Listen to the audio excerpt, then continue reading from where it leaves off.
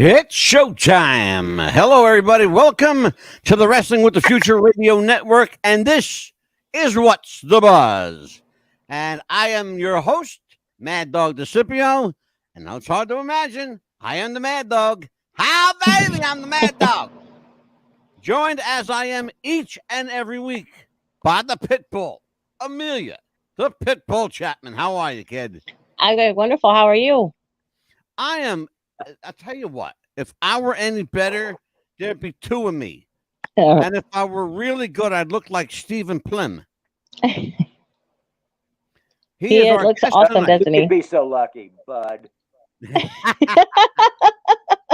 He does look awesome, doesn't he? And yeah, he is. He's a remarkable guy. Stephen Plym is our guest tonight. But before we get to Stephen, how you doing? I'm talking to you, Amelia. How you doing? Oh, I'm doing great. How are you? I thought you were talking to Mr. Plym. So what has transpired since last we spoke? Nothing. Just got to meet with my new supervisor at work. So I laid stuff down on the table, and everything looks good so far. Beautiful. Well, I tell you what, I want to tell everybody, if you tuned in Tuesday and you were expecting to see Connie K. Connie K had some technical issues that we worked out. Yes. We had a hell of a night. Just to suffice it to say, we're going to try and get Connie to come back on if she will agree to come on. If not, she said she would. Plym is going to her house and hog tie her and pull her out. But she said she would love to come back. I've spoken with her, and she would love to come back on our show. Oh, wonderful! Yes. Terrific. Let's make that happen, Amelia. Why don't we get her back to come here Tuesday? Absolutely, I would love to have. I would speak with her about that. Absolutely. You heard me mention Stephen Plym. Well, let me tell you a little bit about Stephen Plym. He is. You want to talk about a guy who has lived the life and then some. Stephen Plym is an entertainment manager, agent, promoter, and booker. He has handled the likes of people like Jerry Mathers, Adam West, Jake LaMotta, Joe Frazier. Tiny Tim is his claim to fame. The book, Tiny Tim and Mr. Plym, written about the 5 years they were together as client and manager, but the more than 25 years they spend as lifelong friends.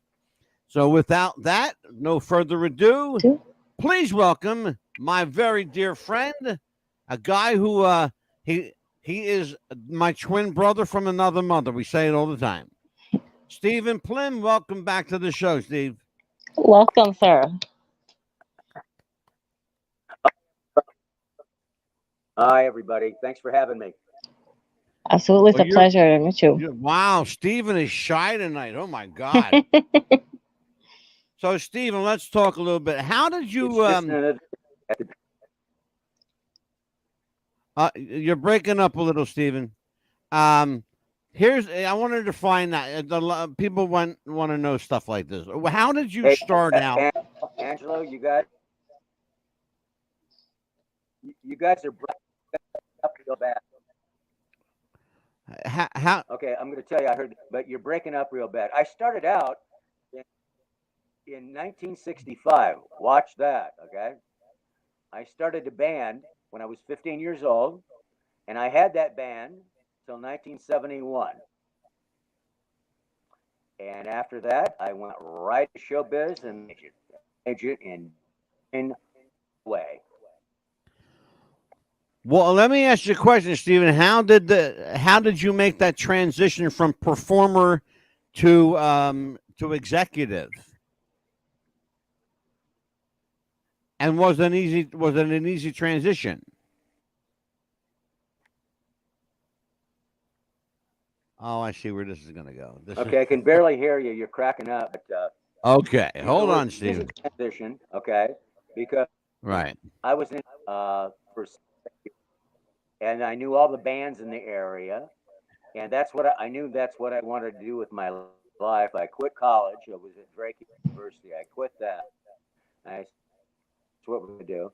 I first entertainment agency. I was years.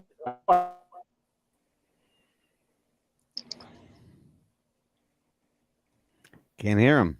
He froze. Can't hear him. We have a problem. Yeah, it's coming from your end, brother. Wow. And we were speaking so great Right before the show. Before the show, and now we're on the air, and of course we're going to have problems naturally. Okay, so is it coming from my side? The problem? Yes, it sure is. Uh-oh. Oh man. Oh. Yeah. Okay. This is what happens, folks, when you're live. This is we're live. You know, we are on we're on the air and we're live, and this is it. Can you hear us? Okay, so here's the thing. We're going to try and talk to Stephen Plym. So you started out when you were 15 in a band. You transitioned into entertainment management, but you obviously didn't go straight from one to the other. There had to be some kind of transition period. What did you do in the interim? What did you do in between? Well, no, I really never had a job. Yeah. You know, I had my band for 7 years, and then I got a financial backer, right? Because I didn't know we opened entertainment downtown Des Moines, and that's how I started. And I had about 35 or 40 local bands that I would handle. And then you go on and you just learn, and you get older, and you meet more people and network. And then I went into management at a. Oh no, what happened?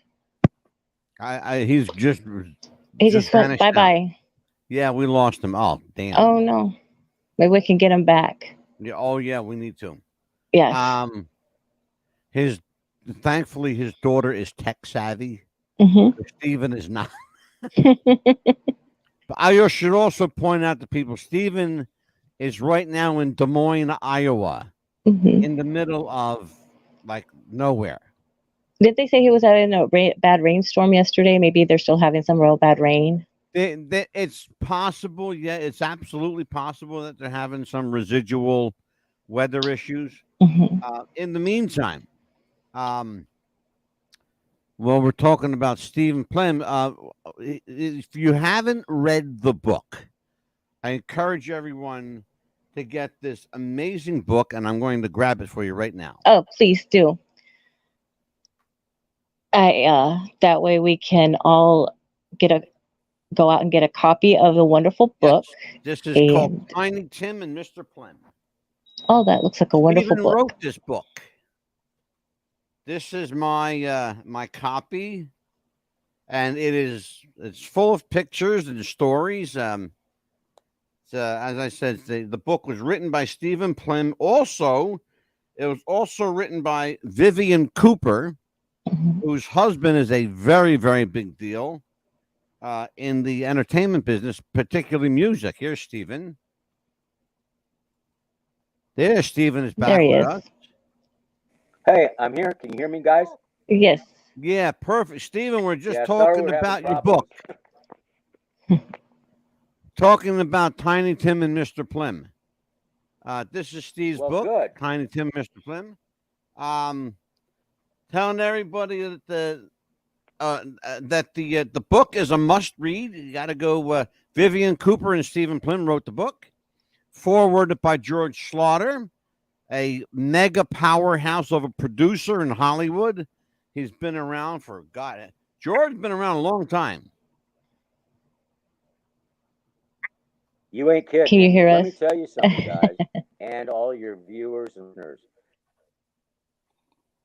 Yeah. George helped a lot, man. He backed me. And we went on stage at the Improv in Hollywood for my book launch, okay? And the cast of Laugh In, most of them were there. You know, it was just wonderful. You know, I had to pinch myself. Yeah, I'm sure. How did you, Stephen, how did you meet Tiny Tim? You remember the first time you met Tiny Tim? Let me digress a minute. Okay, when I certainly do. I booked him in Waterloo, Iowa, 3 years after he had the big Tiptoe Through the Tulips hit. And I booked him. I found his manager at the time, and I booked him in Waterloo, Iowa. I was still in Des Moines, okay? And I was so excited. And I took my mother and my father and a couple other people and went up, saw the show, and that's where the romance began. We hit it off right away, man. I don't even know how to say it. It was just he and I, and it was great. And my mother was there, and Tiny took off his tie and signed it to my mom. My mom had it to her dying day, and that's how we met. And from there on, we fought of friendship, and all kinds of fun and so forth. And to make a long story short, I read the book to get there. But the last 5 years of his life, I took over management of him. He was going downhill, and it wasn't his fault. He was mismanaged. People were stealing money from him. And I came in, and everybody's not going to believe. They didn't believe it in the first place. I said to all my peer group, I said, I'm going to manage Tiny Tim, and I'm going to move him from New York City to Des Moines, Iowa. And they said, are you crazy? What are you doing? You're going to ruin the whole reputation. I said, no, I'm not. It's better than a hit record. And it was, thank God. I moved Tiny Tim to Des Moines with a lot of fanfare, all over the country, press releases and so forth. And all of a sudden, everybody started calling again, Angelo. The Tonight Show. Yeah. Larry King. Well, let me stop you there a minute. Let me ask you a question. Just because. How did the local people take to Tiny Tim living in their neighborhood?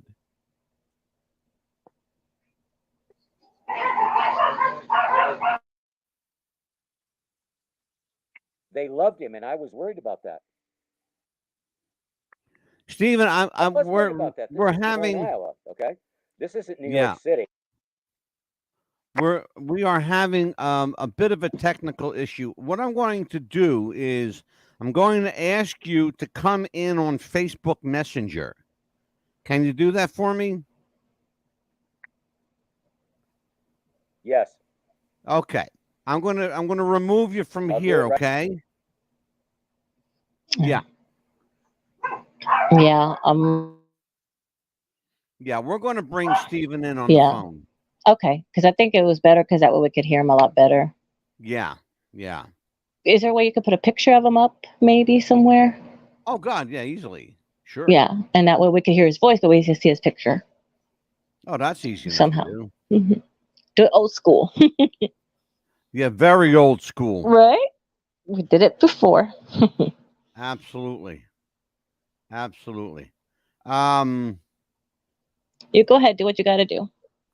So we're waiting for Stephen to join. Here he is. Hot damn. Mm-hmm. Beautiful. There he is. Hot damn. Hi, how are you? Beautiful. Oh my God, I can hear you now. It was all garbage. Yeah, I know. Okay, Amelia, can you hear him? Yes, I can. Perfectly. All right, so Stephen, what we're going to do? Can you hear me? We got you on the phone here. I'm going to put your picture, your beautiful photo, up on the screen so everyone can see it. So everybody can see, this handsome little fucker. So anyway, here's the deal. I just want to make sure I got it. Okay. So where we at? Here we go. Hot damn. Here we go. All right, Amelia, we're back. Okay. Stephen Plym we were talking, Stephen, about how you met Tiny and how you hit it off. So the bromance was born, or what, 1971, 72?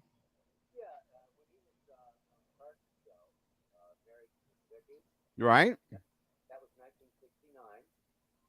And the prior year, 68, Laugh-In found him, right? Right. And I was 19 years old. I watched the show by the way, listen to this, guys. And this is a fact, okay? Right. There were only 3 channels then, okay?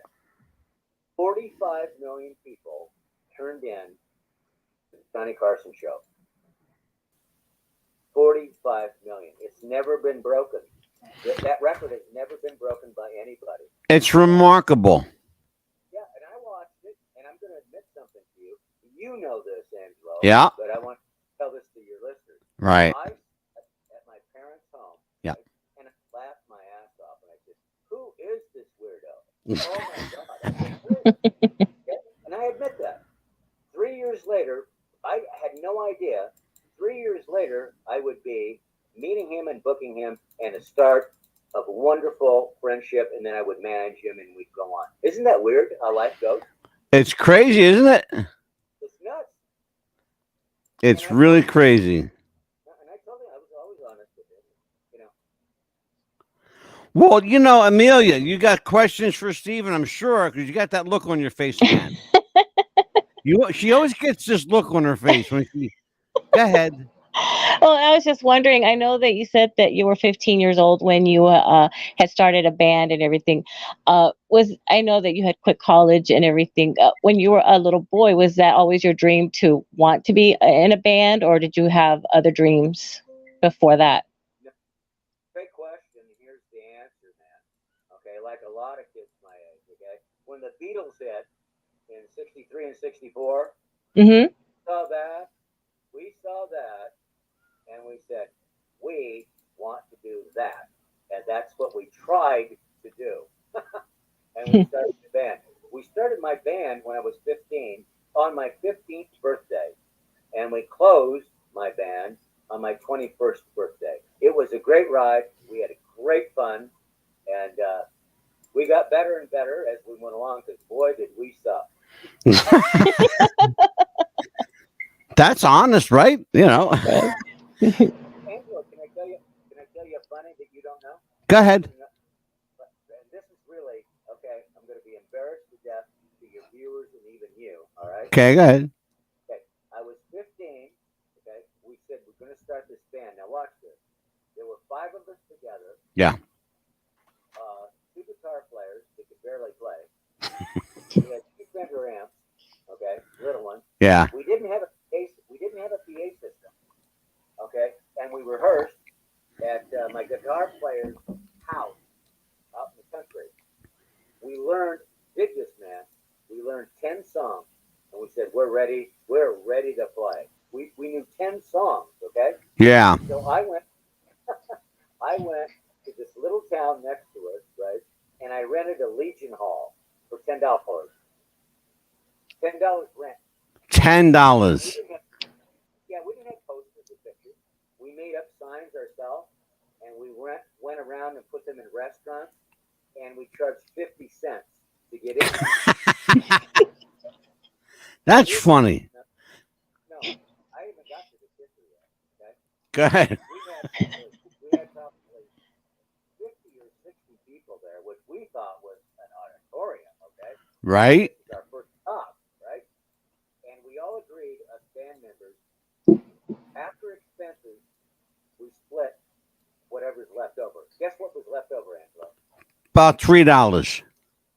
50 cents, I swear to God. Oh my God. We flipped for it, and the drummer won.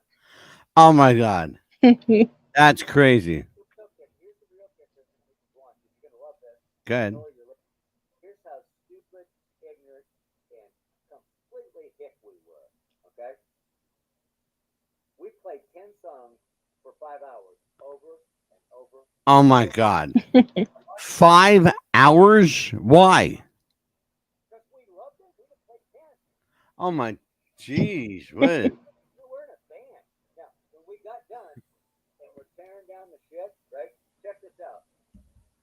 I'm the lead singer, by the way. Yeah. And we're tearing stuff down, and I go over, and I find the mic cord. We only had one microphone. Right. And it wasn't even plugged in. Incredible. Amelia, questions for this crazy man. Yes, and also, as you were saying before too, that you were like an agent and a manager, and I know the difference. You know that of course, the manager knows the business, acquires the jobs and everything like that. And then a manager directs, pursues a career, does the press releases. Was your favorite being an agent, or was it better being the manager? Good question. Yeah, and I'm still having a hard time hearing you, but the answer is, I think, okay. Everybody starts out as an agent to book bands, to make money, and you're around bands and you're doing your thing. Everybody that really went on to be a professional wanted to be what? A manager, a personal management. You were on top of everything. Everybody answered to you. Yeah. It was the ego thing in the world. Angelo, you know that. Absolutely. I did it. And thank God, I got to reach that point in my life, and it was a real trip. So the answer to your question is everybody wanted to be a manager, and then everybody wanted to be a promoter. So there you go. Good, Amelia. Who is the worst person that you had to deal with as far as like promoting someone? The worst person that you had to deal with when you had to promote someone, as far as getting a job for someone. The most difficult person you've ever had to promote. Go fuck yourself. Or like to get a job for someone, like if you had to go to Las Vegas and go to like a nightclub or something like that, who was the worst person, that a nightclub owner or? Well, she's asking about, dealing with nightclub owners, or whomever. difficult personalities. Stephen, can you tell Amelia the story of Mr. Vincenti? I knew you were going to do that, but it's such a long story. Well, Amelia's question kind of lent itself to it, really. No, I didn't. You wanted to direct it to that. Well, okay, go ahead. Hey, you got to read the book, because that is a really convoluted thing, man. But okay, suffice to say, Tiny Tim was voracious in his sexual appetite, right, for young girls. Yes. Yeah. Everybody knew it. Okay. Oh yeah. We played this showroom one time, and by the way, Mr. Vincenti's name and Angelo Castner, it's not his name. I don't want to be. Right. But he went to Tiny Tim's appetite and tantalized him, and it backfired on Tiny. And there was something called a dildo that fell out of his pocket on stage, and both of the girls ran and screamed and were glad they were never with him. Kind of, sort of like that. Well, I'll tell you what, you told the story in glaring detail when Vince Russo was here. And I think you shortchanged Amelia the full specter of the story. So, Amelia, watch the episode we did with Steve Plym and Vince Russo. Okay. Because I think I watched one of them, but I didn't watch that one. I didn't have time today. Right. Something comes to light right away in your mind, and you can expound on them. And some others, you go, "Oh, wait a minute, what happened?" And you're always worried about doing the interview properly and keeping your audience in tune. So I apologize. Oh, it's all good, Stephen. It's all No, good. you're fine. You're good. Stephen, have you had a client that you just, for whatever reason, could not handle personally, but they were great professionally? Wow, you never asked me that. No. Well, this is why I get paid the big bucks. Yeah, he took my question. Okay, in my younger days, I did, where I saw really great talent. Okay, and I mean really great talent, singers, musicians, whatever, but they wanted to do it their way. Okay. They wanted Burger King. Yeah. Right? Yeah. And from what you told them, or how much and how hard you worked for them, Yeah. they had to have it their way, and they ended up pumping gas and getting pregnant or whatever. Oh, sure. Yeah. On a professional one, I'm trying to think of something that you're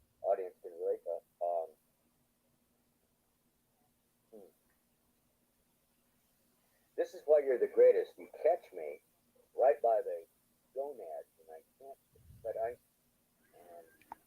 Don't be diplomatic. We're not diplomatic on this show. We don't give a shit. We just say it. Yeah, go ahead. I'm going to talk about one of the greatest ones that I ever had, and he has a great story, and your people would love it. Okay, and I think I've told you this. Okay, yes, I'm switching the thing here, but the greatest. I handled. You know the old saying? I think Groucho Marx said it. I've handled the great, the near great, and the ingrate. Absolutely. And I know you have too. You know. I have. Okay.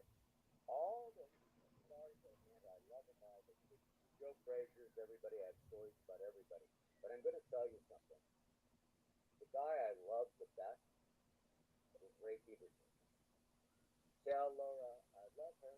You remember that song, Amelia? Tell Laura I love her? Yes.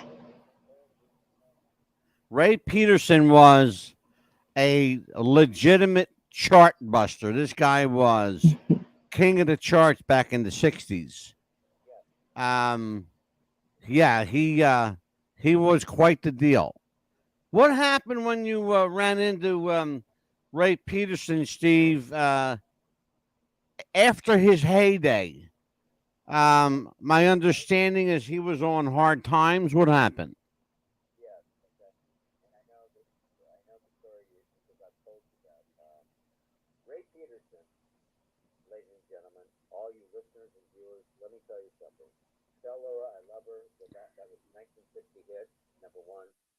Karina, Karina, The Wonder of You. And I'll tell you something, everybody, that maybe you don't know. Elvis Presley actually came to Ray and drove to his home. This is how respect that Presley had for Ray.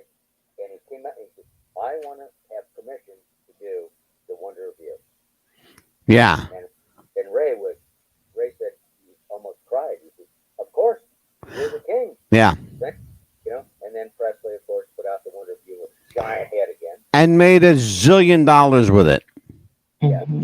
But Ray Peterson was one of the kindest, nicest. I'm trying to think of every adjective and adverb that I can put in here. I loved him. He was great. He was a gentleman. And he called the country gentleman. You know, he had polio when he was a child. And even on stage, going up the stage, he had a cane. But he didn't call it a cane. He called it a walking stick. Yeah. Style, okay?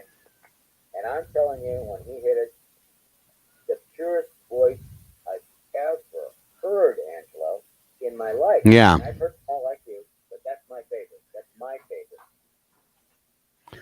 favorite. And I'll tell you what, Ray Peterson was also known to be, on occasion, a little difficult to work with.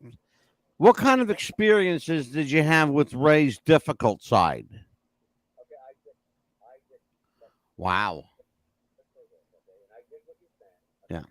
Everybody, every star that I've ever worked with has a part of them that's difficult because that's part of your job. You got to babysit. Yeah.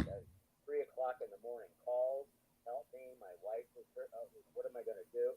They're all, that's not all, but so many of the stars, and people don't understand this. They're just like you and me. Sure. Yes, they are. Oh, I know. I've worked with them. They have sex. They worry about the girlfriend. Sure. And who do they call? Their manager. Absolutely. Mhm. Yeah. And that's just part of the game. And I learned that. And you just go with it, man. Because you just got to go with it. Well, yeah, you have to. You don't have a choice. You rarely, an entertainment manager rarely has a choice. An agent, on the other hand, is a little different. So let's talk a little bit about Steve Plym, the agent. So, An agent, guys, and ladies and gentlemen, if you're viewing, an agent plays both sides of the card. And people don't realize that, okay? An agent goes out and gets groups and entertainers and says, all book the hell out of you, all make money, all do everything, and pay me 10%. Yep. Now, on the other side, you know what he does? He goes to all the club owners and buyers that says, I'll work for you. I'll get these guys as cheap as I possibly can. Mm-hmm. That's what they do. Sure. And guess what? I did it too. Stephen, there's a new thing happening with entertainers today that are choosing to represent themselves. Good move or a bad move? What are the pros and cons of an entertainer representing themselves? Long term, bad move. Short term, with some of these guys, okay, fine. Oh, they're hot. They're hot. I mean, you're not. Right. But you don't have longevity. Okay, it's just like a lawyer representing himself. Right. Look, you can't do it. How do you go in and say, I'm a great singer to a buyer? Yeah. I'm a great singer, buy me. But, it's a joke. Yeah, it's kind of self-indulgent too, in a way. Yeah. But they do it, and the answer to your question is that's a short term, not a long term career move. Okay. Yeah. Good move or a bad move for an entertainer to have a bookkeeper, personal bookkeeper, or or is it a better move for them to handle their own finance? Never handle his own finances, and then the other side is the bookkeeper. You better be wary of who he is. Well, yeah, that's the thing. I spoke to, and I'm not going to tell you who it was, but I spoke to a nationally known, globally known entertainer recently, very recently. Had a conversation with this person on the phone because they're coming on the show. And we talked about handling finances and managers and agents. Well, I said, given what you've been through, you had a career that was on top of the world. Now you're getting there again, but you lost millions and millions of dollars in the process. Would you again trust someone with your finances? And Stephen, honestly, I swear to you, they said, yes, I would. Why is it you work so hard for your money, right, Steve? Yes, you do. Okay. And then you're just going to trust a stranger to handle it? No, not a stranger. Okay. Okay. Semantics here, okay? Go ahead. Hopefully, the artist, through his management, Yeah. okay, gets a good person recommended that has had success with other artists. Yeah. Honest. Hope. We hope. Well, you know what I mean? Yeah. Oh, sure. Yeah. But sometimes it doesn't go that way. Look, No. like people, okay, the general population, right? You go, okay, this act is making 500 grand a night, 300 grand a night, your concerts, right? Yeah. You know what they're paying out? I can't even guess. Well, they're paying 10% for an agent or 15. Oh, yeah, I was going to say 15. They're paying 20 or 25 for management. For Matt, yeah. Well, management gets the bigger cut because they handle that individual's daily activity. The agent gets you the work. The manager handles your career. Right, but I'm adding it up. 10%, let's just go easy. 10% for an agent, 15 to 20% for a manager. Yeah, that's 40%. 5% for law, for a lawyer. Yeah. Okay, you're at 30% before you make a dime. Well, brother, you're at 45% right now. Right, so then your production costs. Yeah. Show, it costs a lot to make a lot. You told us the story, and for Amelia's sake, and for people that have not seen you before, tell everybody what Tiny Tim used to do when he got paid. It's one of my greatest stories, if you know that. I know, that's why I'm asking you to tell it. No, and I love this story. I should tell everybody, Stephen Plym is not just a guest on the show. He's a very, very dear, close personal friend. And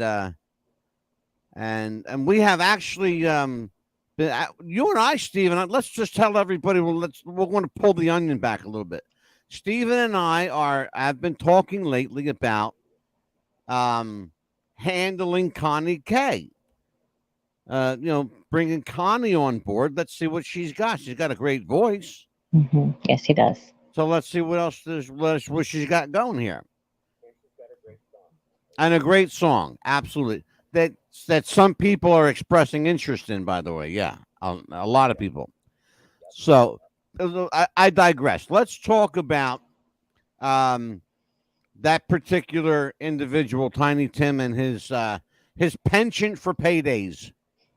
Okay, he grew up. Tiny grew up. He grew up in New York. Okay? Right. And he was one of the weird kids. Okay, I mean the weirdest kid. Okay. He was a weird adult too, Steve. When everybody had bush haircuts, God rest his soul. he had long hair. This is before the Beatles. Okay, dig this. Before the Beatles. Yep. Made that, right? He was completely and totally enamored with old 78 records. He could stay in his bedroom and Oh yeah. get fur and all the old great crooners. That's what he loved. Okay? Tiny loved the old vaudeville entertainers. He loved guys like Rudy Valley. You know, he was called the VODKA guy. People don't know that. Back on the end of a record, you would hear this, you know, that was Rudy Valley. You could ask Tiny, and I've seen it a million times. Mm-hmm. Anybody challenge him. Yeah. Who wrote this record? When was it out? He was an encyclopedia. Encyclopedia of entertainment, baby. Telling you what, man, the guy was brilliant. Let's talk about some other people that you've handled. For Amelia's sake, and again, for people that first time seeing you here or hearing you, I should point out that Steve is on the phone with us because his video connection keeps breaking up. He's in Iowa. Iowa stands for idiots out wandering around.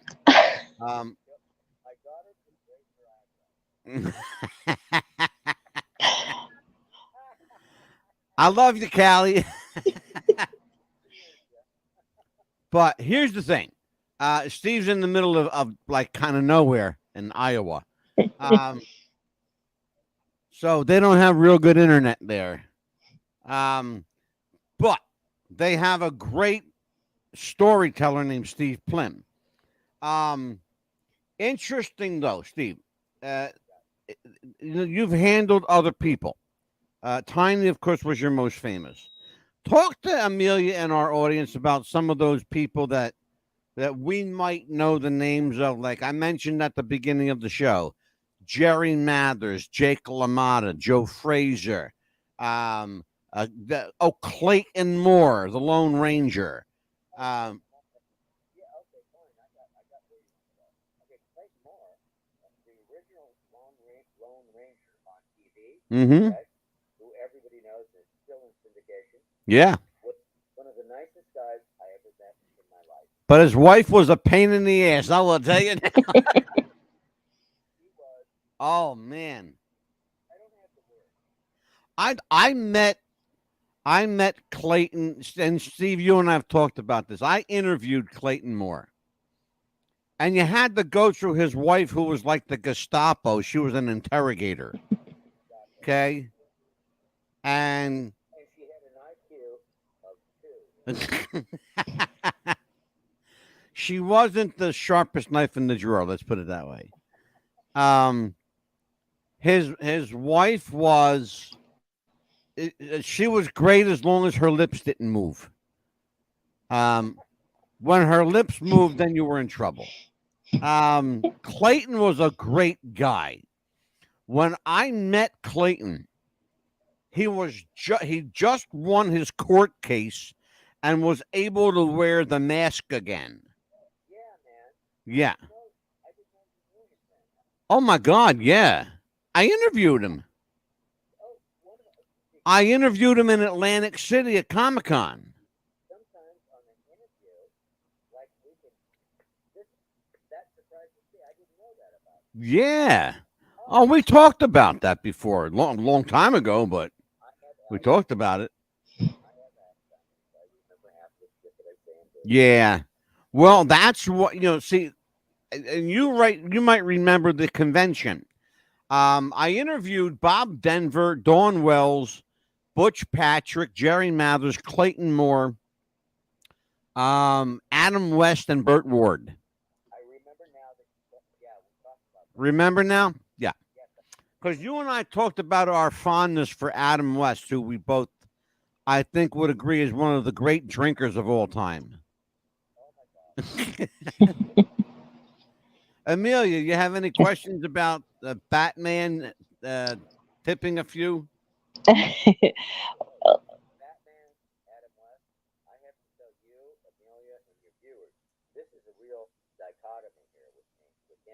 Yeah.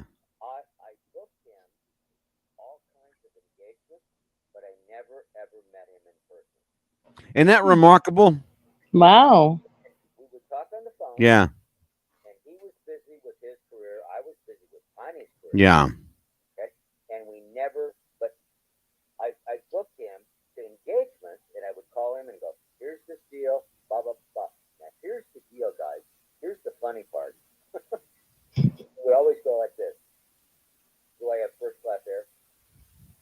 Yeah. Right.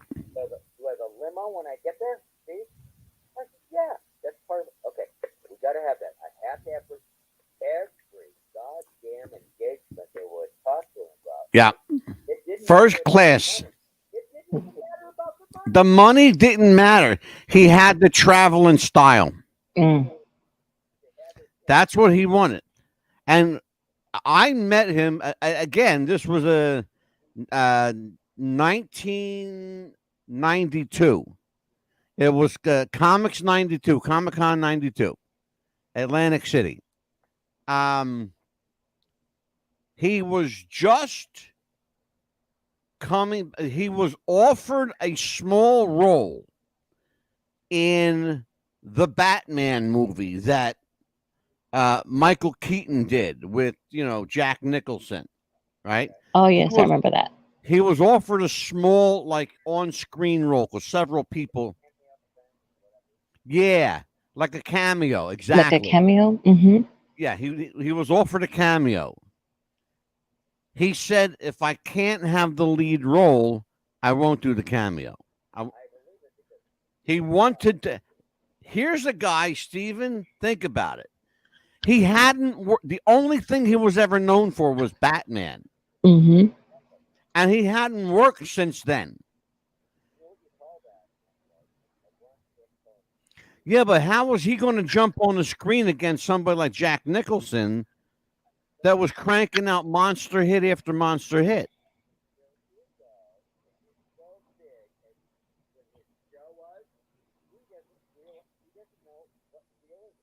No, you're absolutely right.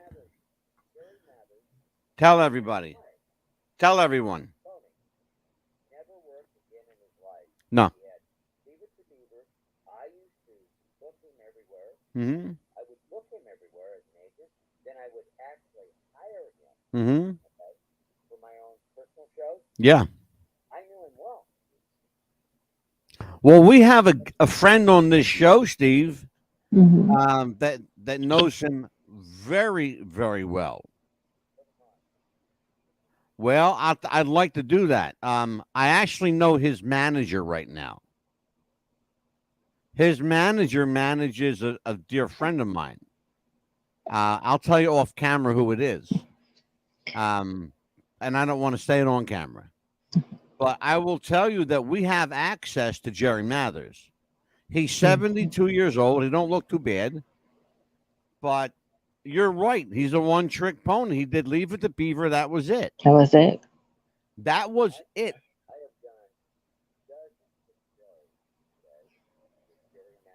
Yeah. Mm-hmm. Well, here's another guy, Steve. That you've had some some dealings with Butch Patrick from the Munsters. Okay. Now, Butch Patrick is another guy, one trick pony. He was a child when he did the Munsters, but he's still being booked as Eddie Munster. And the guy's like, hell, he's older than I am. Yeah. He's got to be 65, 66, easy. Easily. I'm going to find out right now. I'm going to go. He's going to Google. Yeah.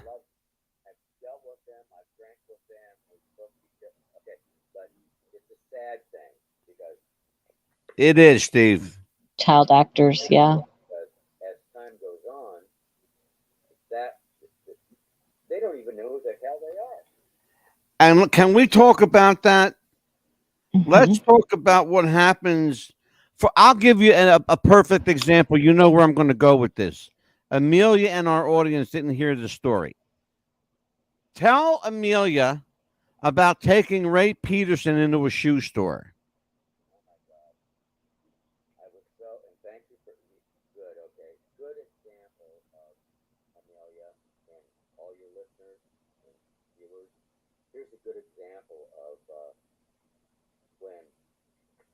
When an artist is really, really big, here's the story. Like Ray Peterson, specifically, right? Very, very big. Right. Auditorium, not clubs, played auditorium, right? And made millions of dollars. Okay? And then no more hits. And the Beatles come in and no more hits, right? Yeah. And that is when I met with, I didn't make Ray Peterson or anything. I'm not trying to say that. I met Ray Peterson on his down go. Yeah. Right? And then I was trying to get his club dates. Just club dates. You know, for $5,000 a week, $6,000 a week. Right. Not 25,000 a night. Like he used to. Exactly. Yeah. But okay. And I'm sitting in my office one day, and I was still in Iowa. Okay. And I'm booking Ray Peterson. We fly him in, do a show. I think we got like 45 get a trio. Right? Yeah. And he paid them 10 cents and he took the rest. You know what I mean? He had, and we're sitting in the office. Hey, Stevie, I need some white boots. White, stage boots. I said, yeah, okay. Right. Now, I'm in Des Moines, Iowa. I said, there's the only one place that I think, David, we could get white imported boots, right? Right. And I took him to that place, right? And long story short, we're sitting there, he's trying on boots, and he doesn't like it. This little girl, that, she makes $8 a month. You follow me? Yeah. And she has no idea who he is, right? Yeah. But here's the deal. Here's the sad thing. Everybody, right? Listen. And this is not just it, but okay. He goes, "You know who I am?" And she goes, "He's chewing bubble gum." He's 17. He's chewing bubble gum. He's 17. And she goes, "No, who are you?" He goes, "I'm Ray Peterson." And she goes, "Oh, okay. Hang on. See you later." I'm sitting there, as his age, I felt so fucking sad, guys. Yeah. Yeah. He had lost, and he knew he had. Yeah. He lost everything with stardom. You don't go to the airport anymore to sign autographs. Yeah. You're nothing anymore. But you used to be big. You used to be big. Yeah. And he wants to be big again. Well, there were a lot of guys like that, Steve, back then. There were.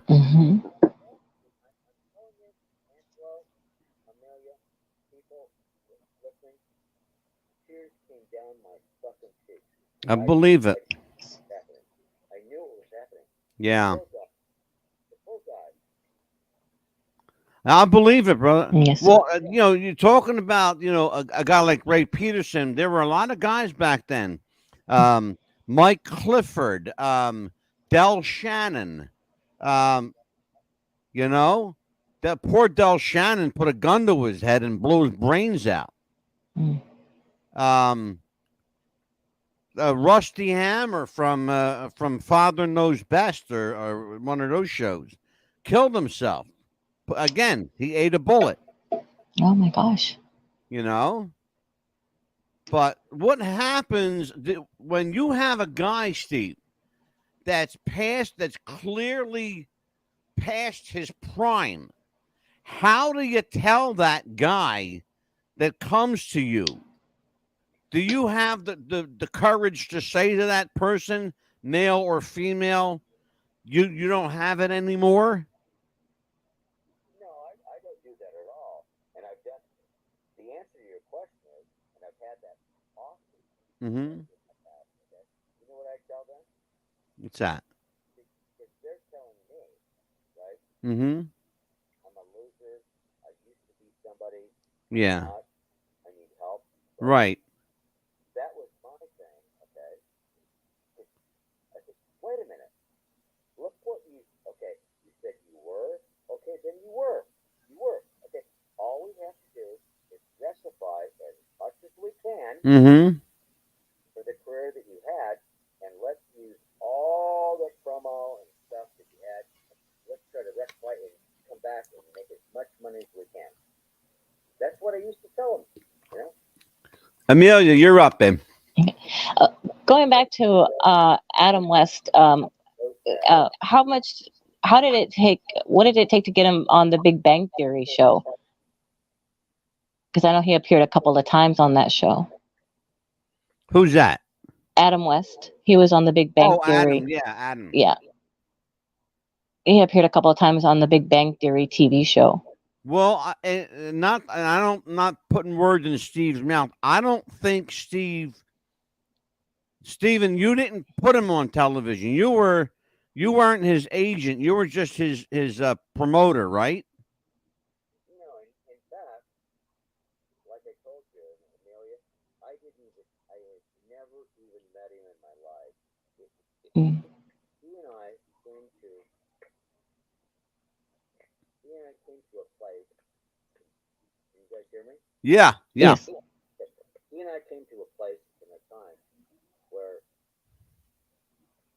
I don't even know how it happened, but he's talking to me, I'm talking to him through other people, and I was doing all these sports shows, okay? Mm-hmm. Sports shows like with the Minnesota Vikings and Chicago Bears and stuff like that. Yeah. And I would hire certain people like him or whoever to be the guest host, you know what I mean, to help sell tickets, right? That's right. How we met, right? So then I would hire him. I wasn't booking him at all. I would hire him myself. Yeah. I would pay him myself. I'm hiring him, right? And but he always, the cat, But you know what? I did this because he was probably fucked over so many times. Excuse my language. Yeah. He didn't trust nobody, and he meets me without meeting me in person, right? And he goes, "Can I have? You have to have first class airfare. You have to have a limo." That happened a zillion times, and then finally it happened. It was okay. And it ended. We didn't do it. Yeah. When I met him, he was drinking heavily. I interviewed him. Bless me. I interviewed him, and he was about 12 sheets to the wind. He was on the liquid diet at the time, Stephen, and and feeling no pain, absolutely. And I felt bad for him, and I felt sad for him because as a kid I grew up watching Batman. He was my hero because I loved Batman and Superman, right?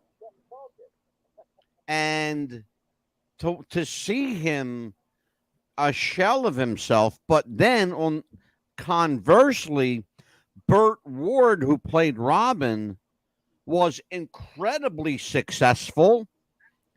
He had a ton of money, and he owns a dog food company. And Adam hadn't worked since the 70s and was making a living just doing autograph conventions. In fact, he would sign his autograph. He didn't sign it Adam West. He signed his autograph A West. Initial A West. That was it. That was his autograph, A West. Wow. Yeah. Here's what I like. Okay, Angela and Anna, here's what I like about your new show. It's the buzz, okay? Because you guys are going through all kinds of stuff, really important stuff, Yeah. okay, for the public that they never ever knew, but they wanted to know. Yeah. But they never knew, and that's why I love Angela is just a genius in inventing and reinventing really, really good stuff. And you got your with Amelia there. I just think it's wonderful, and I think I'm not trying to be a big shot here. I think America needs it because guess what? America watches TV. America Exactly. Mm-hmm. everything. Okay, and you guys are giving it back to them. Where were they? Where are they now? Mm-hmm. Absolutely. Absolutely. And I think that's neat. Questions for Stephen Plym? Yes, I also had another one as well. A lot of actors nowadays, I've heard that are famous because of the pay to play kind of thing. Do you think that's still going on? Okay, I could not hear her. Go ahead, Amelia. Say it again. A lot of actors have gotten famous because of the pay to play that went on, that was, of course, illegal. Do you think that's still going on these days? Oh, Stephen, she's talking about pay to play. Well, Remember you and I talked about that? Do you think it's still going on to this Oh, day? it absolutely is. Yeah. A lot more now than it did back then? Far more. Yeah. Mhm. when I was doing Las Vegas in the 80s and early 90s, okay, I would have, I hope I'm addressing this correctly for her, but okay, I would have asked if you want them, blah, blah, blah. You know what would, okay, here's 10 grand for the act, here's 2 grand for the entertainment director. Do you want to do it or not? Right. Yeah. Yeah, because I've noticed that there's like Nicolas Cage all of a sudden was famous at one time, and then it was Jim Carrey, and then it was The Rock, and then it was another actor, and then another actress, and I think that's how they probably were doing it at one time. So and so was getting famous because they were paying to play, and I think that's how they were doing it at one time for the studios. Stephen, you'll get a kick out of this. We got somebody in our chat room that thinks I'm Vince Russo.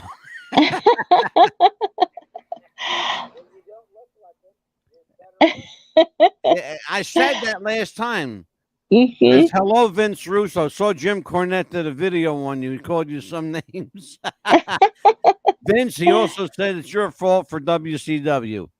You're absolutely right. Go touch grass. I did. I killed WCW. I did it, bro. I killed WCW, bro. I think I'll change your name to Vince. So I did that. We should tell people. Go touch grass is my resident ball breaker. I don't know who he is, but I love the guy or woman, whoever it is. I kind of do resemble Vince a little bit, Mm-hmm. but I like Steve said, I'm better looking. I didn't say that. I did not say that. Well, you better say I'm better looking, you bastard.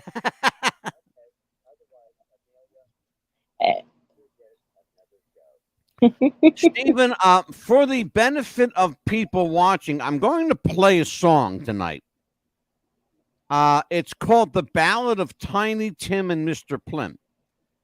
And I want to give credit to the band, and I'm going to make sure I do this right. I want to make sure I do this right because I absolutely have to give them credit. The band is called, oh God, I think they're called Stage Door, or that's the name of the album anyway. But I want everybody to listen to this song. It's called The Ballad of Tiny Tim and Mr. Plym.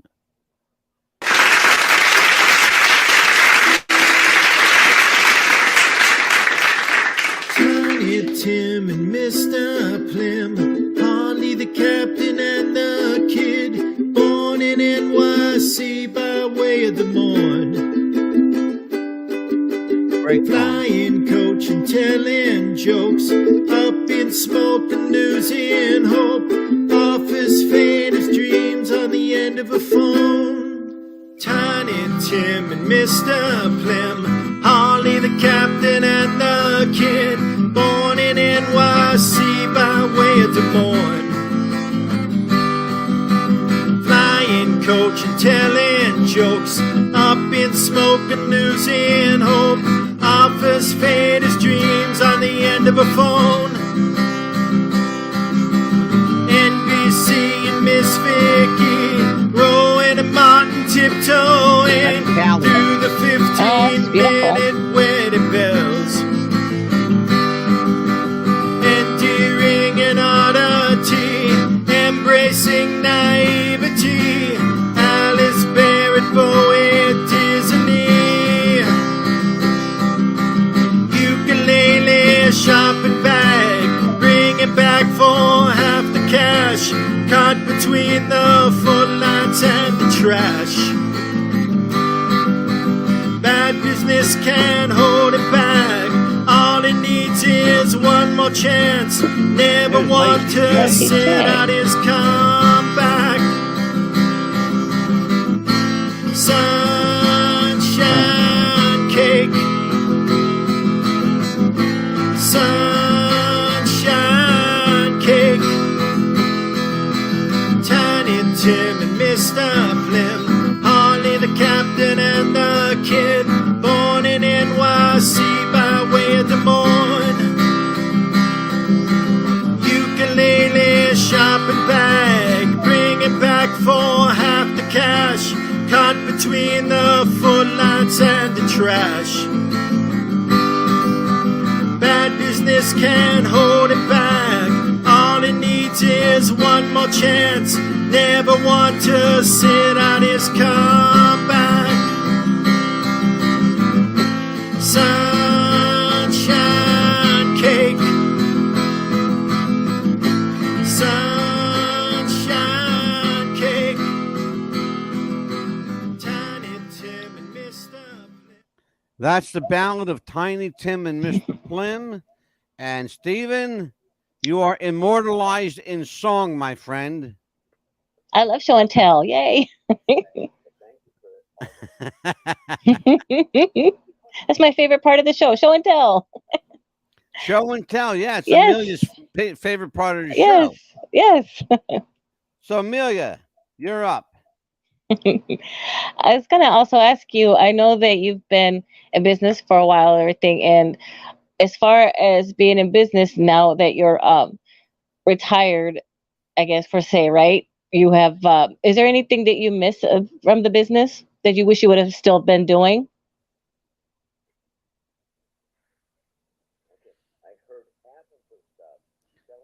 I guess you can't hear me. Okay, yeah. Go ahead, Amelia, say it again. I know that you're already retired, but is there something that you still wish that you had been doing? Anything that you wish you would have done, or she's anybody? asking, if there's something that you would like to be doing in the entertainment business. Anyone you still represented? Would you wish to have represented it still? I don't know if you can hear me. Stephen, did you hear that? No. Okay, here's what she was asking. She's asking if there's anything that that you would like to be doing in the entertainment business now, someone that you think that you like to represent, someone you think you may be wanting to handle. Okay, thank you. Amelia, that's who I'd like to handle and really handle. He said he wants to handle you. Okay, he can be my manager. Anytime, sign me up. Yeah, well, what talent do you have? You could be a bookkeeper. I can sing. You what? I can sing. You can sing. I can sing. Well, you got a guitar. You know how to play? I don't know how to play. I'm like Sylvia. I just sing. Oh, you just sing. Okay. I just sing. Well, I'll tell you what, Stephen. We all got a few minutes left. But after the show, just stick around, hang out with me. Anything you want to promote? What do you got going on there, Stephen Plym? People can reach you. How do people? Well, I got an idea. How can people watching send you an audition, a tape, a link, a YouTube link? How can people audition for Stephen Plym?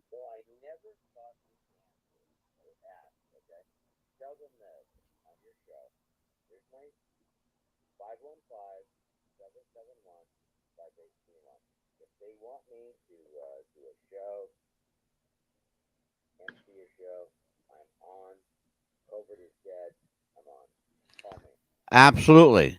So once again, if you want to reach Stephen Plym, you can do so. And I want to give everybody Mr. Plym's number. And so here we go. It is. Here we go. It's 515 771 771 5831.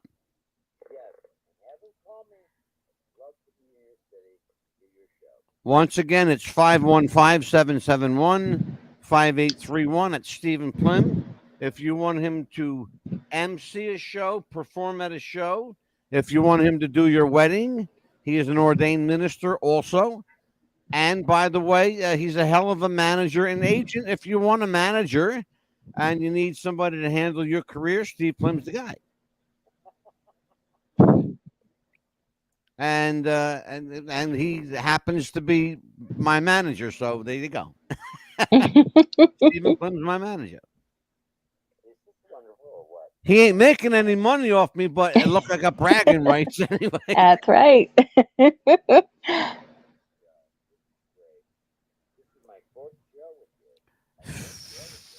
From the fourth or the fifth? Wait a minute. Four. Yeah, four. This is number 4. Yeah. Mm-hmm. Amelia, promote yourself. Hi, everyone. You could reach me here with Angelo at Tuesdays and Thursday nights, 7 Eastern, or on my Facebook page, Amelia Valerio Chapman, or, of course, Instagram, or aachap70@gmail.com. We also have a new Facebook page that is still kind of in the works, but it's called What's the Buzz? We'll get that up and running very soon. We have 3 Facebook pages. What's the Buzz is on 3 separate Facebook platforms. We have What's the Buzz? We have What's the Buzz podcast, and we have Amelia's What's the Buzz. So you can reach us. We're going to smother Facebook with What's the Buzz. Yes, we are. Absolutely. So, on behalf of, go ahead, Stephen. Go ahead, Steve. Steve, go ahead. Everybody listening to this show. This is the show. This is the buzz. And this is where it's at. Got it? That's it. You heard it from Stephen M. Plym. The M stands for money. I keep saying it. Stephen M. Plym. The M stands for money. You heard it from the best. I'll tell you what. And I am Angelo DeCipio, but you can reach me at Mad Dog DeCipio on Facebook, Twitter, Instagram, TikTok, YouTube, everywhere that you can find me. It's just find me at Mad Dog DeCipio. It's just that easy. All right. And if you can't, then get a hold of Amelia and she'll tell you where I'm at. Unless he's in trouble. No, just kidding. Yeah, right. So, my wife is watching. I hope you're watching, sweetheart. I love you. Mwah. Have a great one. I'll talk to you tonight and or tomorrow morning.